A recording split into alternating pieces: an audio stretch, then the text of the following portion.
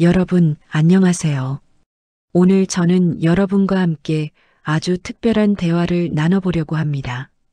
월요일 아침 출근길. 발걸음이 무겁죠? 왜일까요? 업무가 힘들어서? 아니면 그 사람 때문인가요?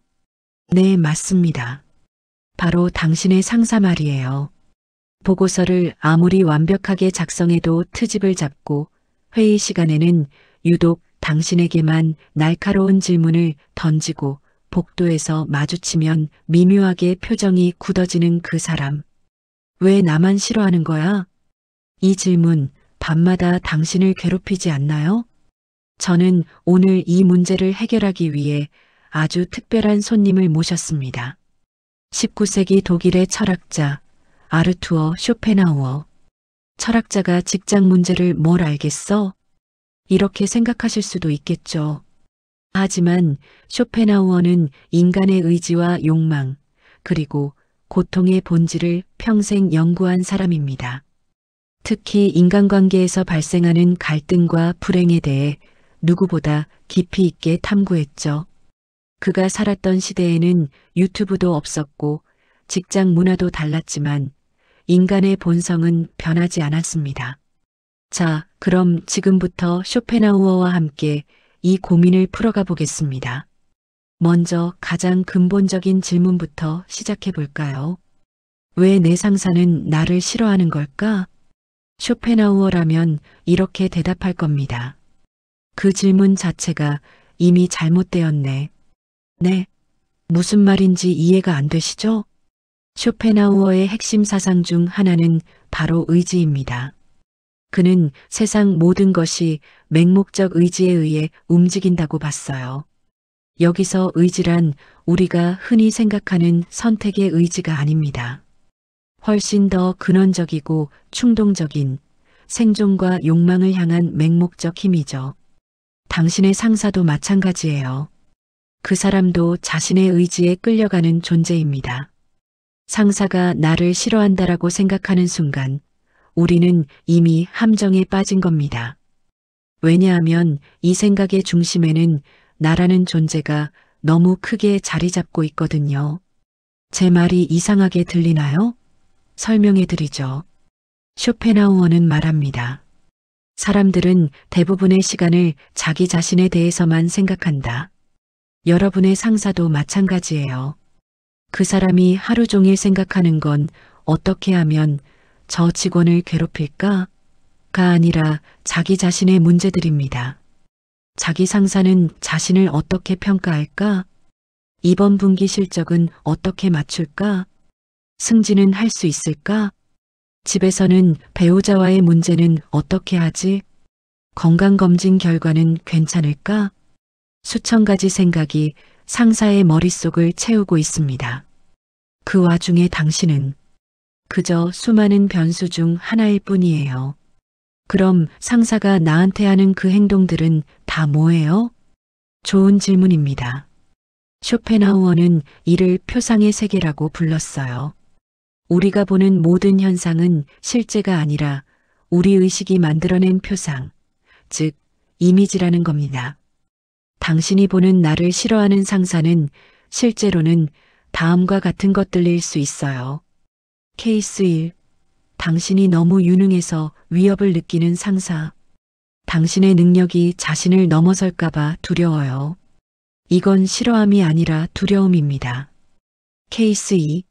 자신의 실패를 당신에게 투사하는 상사. 쇼펜하우어는 사람들은 자신의 결점을 남에게서 찾는다고 했죠. 상사는 자신의 부족함을 당신을 통해 보고 있는 겁니다. 케이스 3. 완전히 무관심한데 당신이 과도하게 해석하는 경우. 상사는 그냥 바쁘거나 원래 표정 관리가 안 되는 사람일 수 있어요. 당신의 불안이 만들어낸 환상일 수 있습니다. 케이스 4. 시스템적 압박을 개인에게 전가하는 상사. 조직의 구조적 문제를 개인을 쥐어짜는 방식으로 해결하려는 거죠. 쇼펜하우어라면 말할 겁니다. 자네가 보는 것은 상사가 나를 싫어한다는 현상이지. 하지만 그 이면의 의지를 봐야 해. 그 사람도 고통받는 존재야. 다만 그 고통을 다루는 방식이 서툴 뿐이지. 여기서 중요한 통찰이 나옵니다. 상사가 당신을 싫어하는 게 아니라 상사 자신의 삶에서 느끼는 결핍과 두려움이 당신을 향해 표출되고 있는 것입니다. 이 차이를 이해하는 순간 여러분의 관점은 완전히 바뀝니다. 자, 이제 조금 불편한 진실을 마주할 시간입니다. 쇼펜하우어의 철학에서 가장 유명한 말 중 하나가 있죠. 삶은 고통이다. 너무 비관적인가요? 하지만 잠깐만 들어보세요. 쇼펜하우어는 단순히 세상이 끔찍하다고 투덜거린 게 아니에요. 그는 왜 삶이 고통일 수밖에 없는지 철학적으로 증명했습니다. 핵심은 의지와 충족의 관계예요. 우리는 끊임없이 무언가를 욕망합니다. 승진을 원하고, 인정받고 싶고, 존중받고 싶고, 편안하고 싶어요. 그런데 욕망에는 두 가지 상태만 있습니다. 욕망이 충족되지 않은 상태, 고통, 욕망이 충족된 상태, 권태. 잠깐만요. 욕망이 충족되면 행복한 거 아닌가요? 쇼펜하우어는 고개를 젓습니다. 욕망이 충족되는 순간 자네는 곧 권태를 느낄 것이네. 그리고 새로운 욕망이 생기지. 그 새로운 욕망이 충족되지 않으면 다시 고통이야. 예를 들어볼까요? 당신은 지금 상사가 나를 좋아했으면 좋겠다는 욕망을 가지고 있어요. 이게 충족되지 않으니 고통스럽죠. 만약 어느 날 상사가 갑자기 당신을 칭찬하기 시작한다면 처음 며칠은 기분이 좋을 겁니다. 하지만 곧 이게 진심일까? 아니면 뭔가 시킬 게 있어서 그런 걸까? 다른 동료는 더 칭찬받는데, 칭찬은 하는데 왜 승진은 안 시켜주지?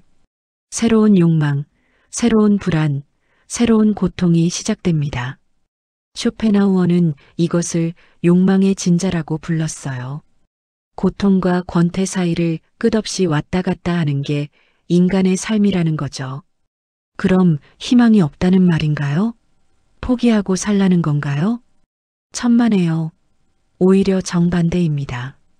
쇼펜하우어가 이 통찰을 준 이유는 헛된 기대를 버리라는 겁니다.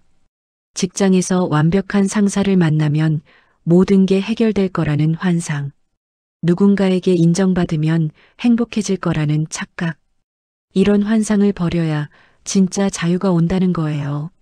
상사가 나를 싫어해서 불행한 게 아니라 원래 삶 자체가 고통의 연속이다. 이 깨달음이 왜 중요할까요? 1. 개인화의 오류에서 벗어남. 왜 하필 나만 이런 상사를 만났지? 라는 생각. 이건 고통을 개인화하는 겁니다. 하지만 쇼펜하우어의 관점에서 보면 모든 사람이 각자의 방식으로 고통받고 있어요. 옆팀의 김대리는 상사가 좋아 보이나요? 그 사람도 다른 방식으로 고통받고 있을 겁니다. 어쩌면 집안 문제로, 어쩌면 건강 문제로, 어쩌면 다른 인간관계로. 2. 저항의 중단.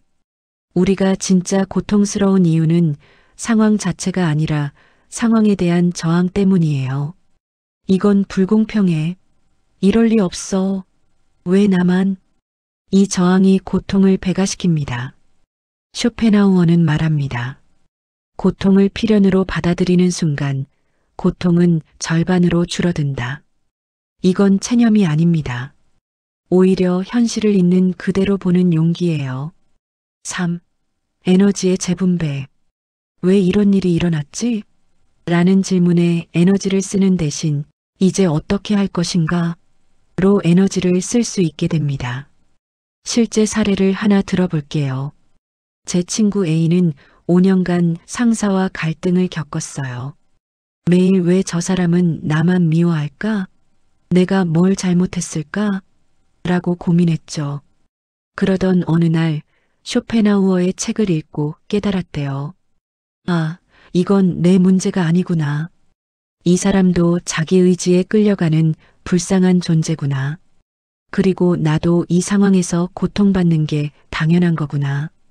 이 깨달음 이후 A는 똑같은 상황에서 70%덜 괴로워했대요. 상사는 여전히 까다로웠지만 A는 더 이상 그것을 개인적인 공격으로 받아들이지 않았거든요. 결국 2년 후 A는 다른 팀으로 이동했어요. 하지만 그 2년간은 이전의 5년보다 훨씬 평온했다고 합니다. 쇼펜하우어의 통찰은 이겁니다. 고통을 없앨 수는 없다. 하지만 고통을 대하는 태도는 바꿀 수 있다. 자, 이제 실전으로 들어가 봅시다. 알겠어요.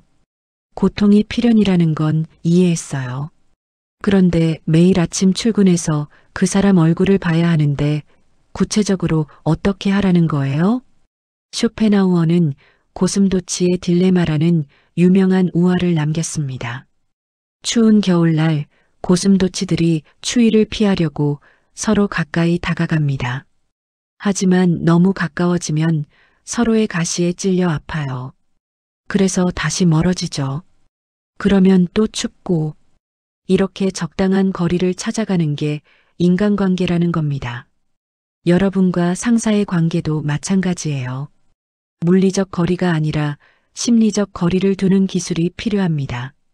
첫 번째 기술, 관찰자의 시점.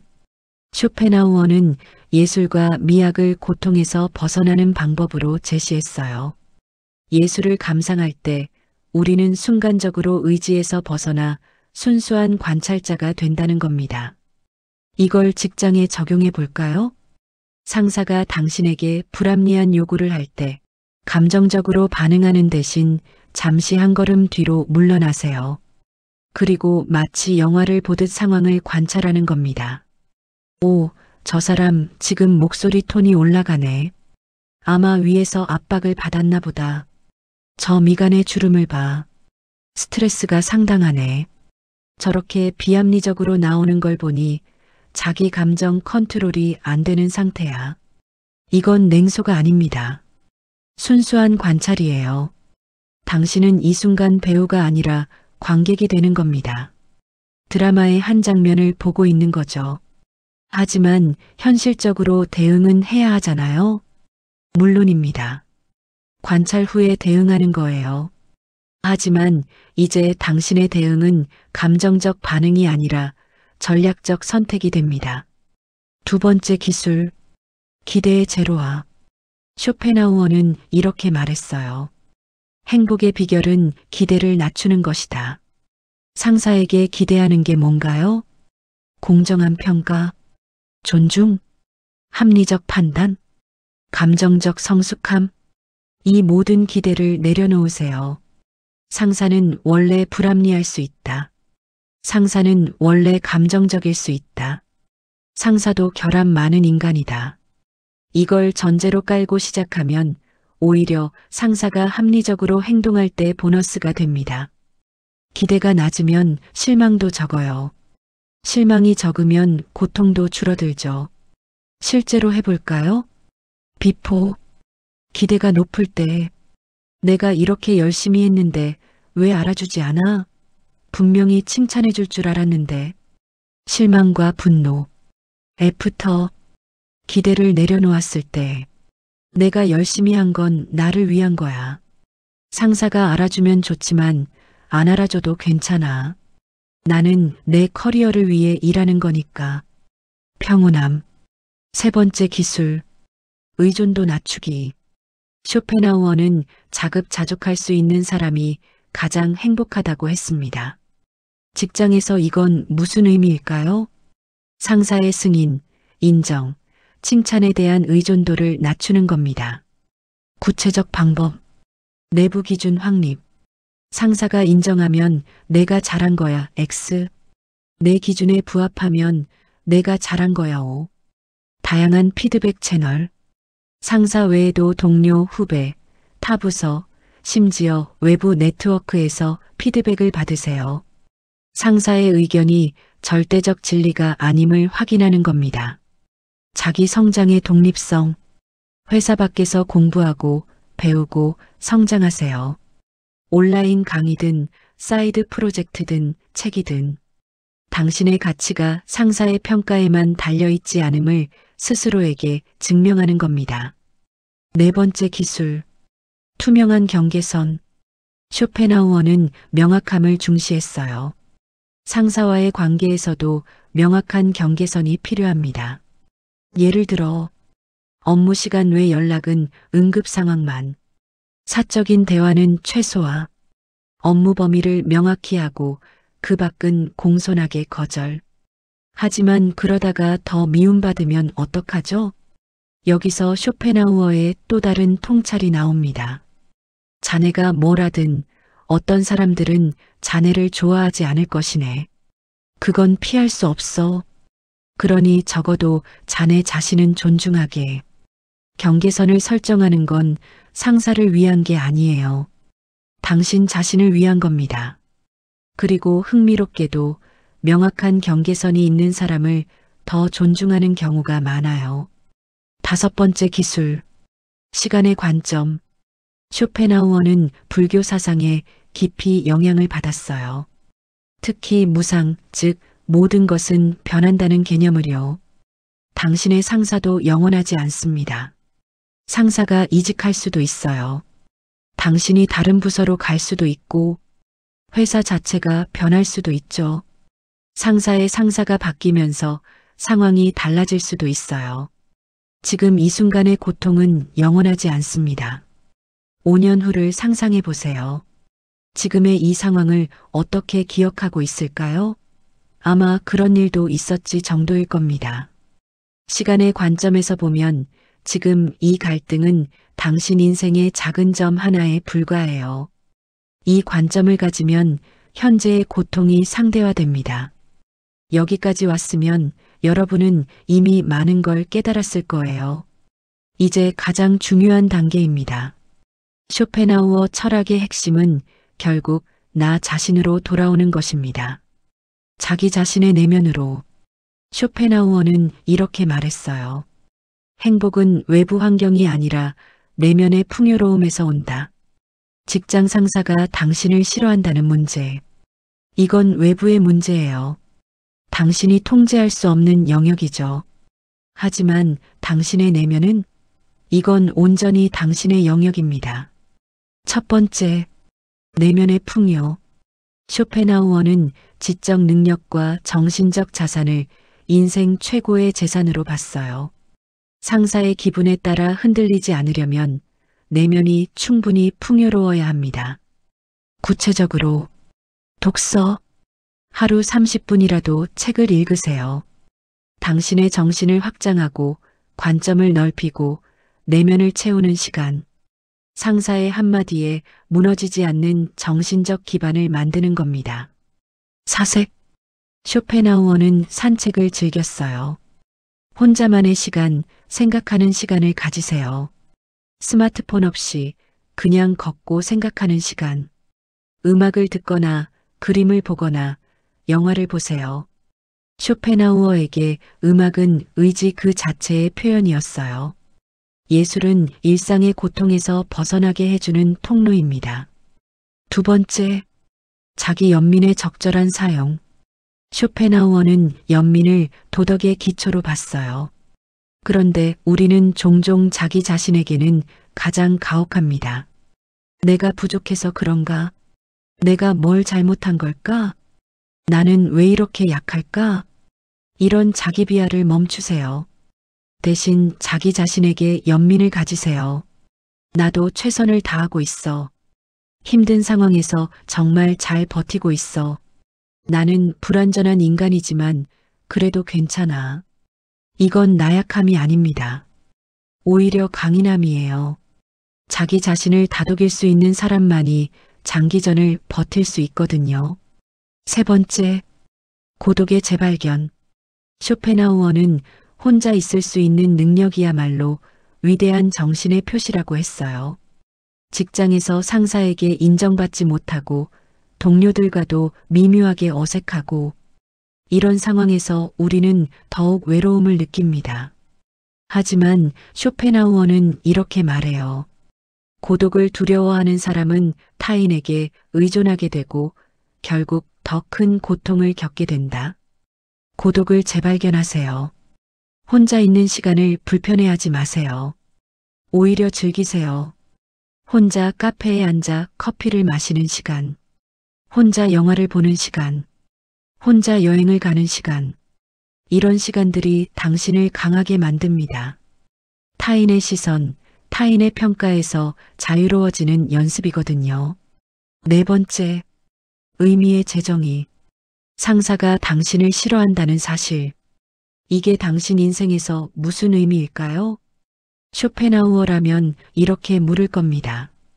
자네는 왜 그 사람의 호감이 필요한가? 진지하게 답해보세요. 승진을 위해서? 편안한 근무 환경을 위해서? 자존감을 위해서? 그 이유가 무엇이든 다시 물어보세요. 그게 정말 내 인생에서 본질적으로 중요한가? 10년 후, 20년 후를 봤을 때 지금 이 상사의 평가가 정말 중요할까요? 아마 아닐 겁니다. 그렇다면 이 상황은 당신에게 다른 의미로 다가올 수 있어요. 이 상황은 내가 타인의 평가에 덜 의존하는 법을 배우는 기회구나. 이 상황은 내 내면을 더 강하게 만드는 수련의 시간이구나. 이 상황은 내가 진짜 원하는 게 뭔지 깨닫게 해주는 신호구나. 의미를 재정의하는 순간 상황은 여전히 똑같지만 당신은 완전히 달라집니다. 다섯 번째, 초연함의 수련. 쇼펜하우어가 불교에서 배운 가장 중요한 개념 중 하나가 초연함이에요. 집착하지 않기, 흘러가게 두기. 상사의 기분도 흘러갑니다. 상사의 평가도 흘러가고, 이 직장도 흘러가고, 심지어 당신의 감정도 흘러가요. 모든 것은 흘러가는데 왜 우리는 붙잡으려고 할까요? 상사가 나를 좋아하게 만들어야 해. 이 집착을 놓으세요. 상사가 나를 좋아하든 말든 나는 내 길을 간다. 이 초연함이 진짜 자유예요. 자, 이제 모든 철학적 통찰을 실제 행동으로 옮길 시간입니다. 쇼펜하우어는 사변적 철학자가 아니었어요. 그는 실천적 지혜를 중시했죠. 월요일 아침 루틴. 상사를 마주하기 전 이 질문들을 스스로에게 던지세요. 오늘 나는 누구인가? 상사에게 인정받아야 하는 직원? X. 자기 커리어를 만들어가는 전문가? O. 오늘 내 목표는 무엇인가? 상사 기분 맞추기? X. 내 업무에서 의미 있는 성과 만들기? O. 오늘 나를 흔들 수 있는 것은? 상사의 날카로운 말, 동료의 무시, 불공정한 대우. 이것들을 미리 예상하고 이런 일이 일어나도 나는 관찰자로 남겠다고 다짐하세요. 기록하기. 쇼펜하우어는 평생 일기를 썼어요. 상사와의 상호작용을 객관적으로 기록하세요. 감정은 빼고 사실만 적는 겁니다. 몇 달 후 다시 읽으면 패턴이 보여요. 아, 이 사람은 월말에 항상 예민하구나. 패턴을 알면 대비할 수 있습니다. 스킬 축적. 상사와 무관하게 시장에서 가치 있는 스킬을 쌓으세요. 언제든 떠날 수 있다는 선택지가 당신을 자유롭게 만듭니다. 이 회사, 이 상사가 아니면 안 되라는 의존성을 깨는 겁니다. 네트워크 구축. 회사 밖에서 당신을 평가해 줄 사람들을 만드세요. 세미나 모임, 온라인 커뮤니티. 상사의 평가가 당신의 유일한 피드백이 되지 않도록. 쇼펜하우어는 현명한 사람은 고통을 최소화하는 삶을 산다고 했어요. 장기적으로 세 가지 선택지가 있습니다. 선택지, 머무르기, 내부 이동, 상사 변화 기다리기. 이 선택을 한다면 완전히 수용하고 불평하지 않기. 쇼펜하우어. 자네가 선택한 거라면 그 결과도 받아들이게. 선택지, 떠나기, 이직, 창업, 커리어 전환. 이 선택을 한다면 철저히 준비하고 전략적으로 움직이기. 감정적 충동이 아니라 계획된 이동. 선택지 3, 변화시키기, 상사와의 관계 개선 시도. 이 선택을 한다면 기대 없이 실험적으로, 안 되면 말고 정신으로. 어떤 선택을 하든 중요한 건 주체성입니다. 상황의 희생자로 남지 마세요. 선택하는 사람이 되세요. 실천 체크리스트. 매일 10분 명상 또는 산책. 상사의 행동을 개인화하지 않기. 하나 이상의 배움 얻기. 매주 회사 밖 활동 하나 하기. 혼자만의 시간 2시간 확보. 주간 회고 무엇을 배웠나? 매월 스킬 개발 진도 체크. 네트워크 확장 새로운 사람 만나기. 장기 목표 점검. 여러분, 우리는 긴 여정을 함께 해왔습니다. 쇼펜하우어라면 마지막으로 뭐라고 할까요? 아마도 이렇게 말하지 않을까요? 자네, 이 모든 이야기의 핵심을 잊지 말게. 상사가 자네를 싫어한다고? 그건 상사의 문제일세. 자네의 문제가 아니야. 삶은 원래 고통이라고? 맞아. 하지만 그 고통을 어떻게 대하느냐는 자네에게 달렸어. 자네는 자네 내면의 풍요로움으로 살아가는 사람이 되게.